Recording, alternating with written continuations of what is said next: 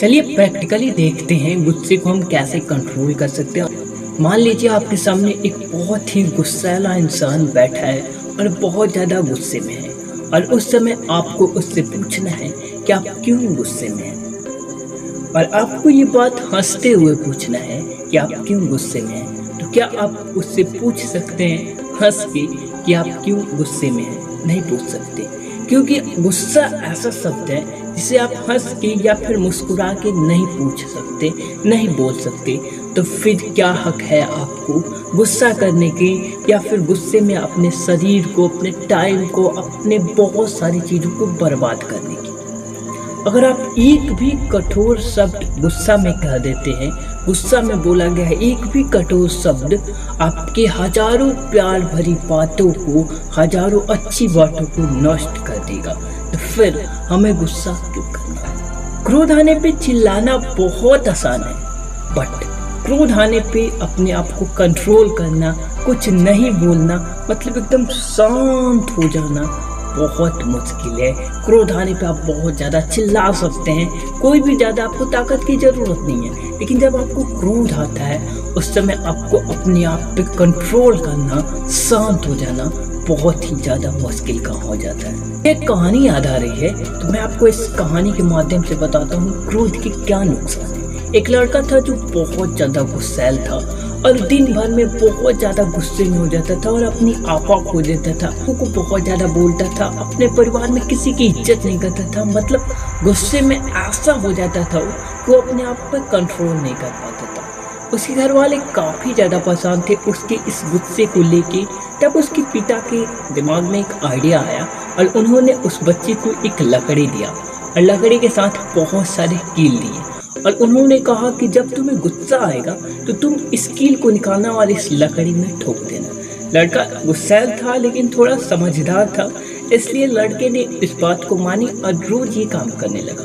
पहले दिन उसे 40 बार गुस्से आया और उसने 40 कील उस लकड़ी के अंदर ठोक दिए। दूसरे दिन कुछ कम गुस्सा आया, क्योंकि 40 कील को लकड़ी के अंदर ठोकने में उसे बहुत ज़्यादा मेहनत करना पड़ा। ऐसे ही करते करते धीरे धीरे कुछ दिनों के अंतराल में, कुछ दिनों के बाद उसका गुस्सा एकदम शांत हो गया, और एक ऐसा दिन आया जिस दिन उसे एक भी बार गुस्सा नहीं आया और उसने उस दिन एक भी बार कांटी नहीं ठोकी, जो कील होता है उसे लकड़ी के अंदर नहीं ठोकी। ये बात उसने अपने पिता को बताया। पिता बहुत ज़्यादा खुश हुए और उसे शाबाशी दी, लेकिन शाबाशी देने के साथ साथ पिताजी ने उसे एक और काम दे दिया। काम ये दिया कि इस बार उसे एक पिलास दी और बोले कि इस लकड़ी में जो तुम कांटे ठोके हो उस कांटे को तुम्हें उस दिन निकालना है, सिर्फ एक कांटे को उस दिन निकालना है जिस दिन तुम्हें दिन भर में एक भी बार गुस्सा ना आए। लड़का फिर से इस काम में लग गया, और जिस दिन उसे थोड़ा सा भी गुस्सा नहीं आता था उस दिन उस लकड़ी से एक कांटे को निकाल देता था। ऐसा ही चलता रहा और कुछ दिनों के अंतराल के बाद फिर से लड़का उसमें भी कामयाब हो पाया और उस लकड़ी से सारे कांटे को निकाल पाया। और ये बात अपने पिताजी को बताया कि पापा देखिए, मैं अपना सारा काम कर दिया और अब मैं गुस्से पे काफ़ी ज़्यादा कंट्रोल कर पा रहा हूँ, और मैं उस लकड़ी में जो भी कांटे ठोका था वो सारा कांटे निकाल लिया। पिताजी ने उसे शाबाशी दिया और उसे उस लकड़ी के पास ले गए।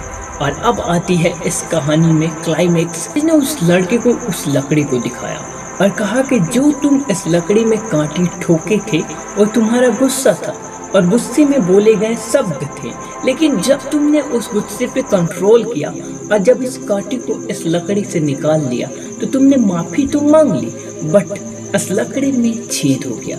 तो जब भी तुम गुस्से में किसी को बोलते हो या फिर गुस्सा में कोई काम करते हो तो इसी प्रकार का छेद हो जाता है उसके अंदर, और शायद गुस्सा बहुत बड़ा काम कर देता है। तो मैं आपसे बार बार यही कहूँगा कि गुस्से पे कंट्रोल कीजिए। गुस्सा को अगर आप कंट्रोल करना चाहते हैं, मेरा एक रूल है और बहुत बड़े बड़े मोटिवेशनल स्पीकर्स का भी यही रूल है कि आपको 21 डेज रूल फॉलो करना होगा। डेज रूल क्या होता है? किसी भी काम को कंसिस्टेंसी के साथ 21 डेज तक करना है और उसके बाद वो काम आपकी आदत में आ जाएगी और उसके बाद आप अपने गुस्से पे कंट्रोल कर सकते हैं। इस तरह उस लड़के ने अपने गुस्से पे कंट्रोल किया, लेकिन गुस्से से हुई कमियों को कंट्रोल नहीं कर पाया। आप गुस्से पे कंट्रोल कर पाएंगे लेकिन उससे होने वाली कमियों पे कंट्रोल नहीं कर सकते। लेकिन अगर आप गुस्से पे भी कंट्रोल कर लेते हैं तो आगे से उस टाइप की कमियां नहीं हो पाएंगी, उस टाइप के होल नहीं हो पाएंगे उस लकड़ी में।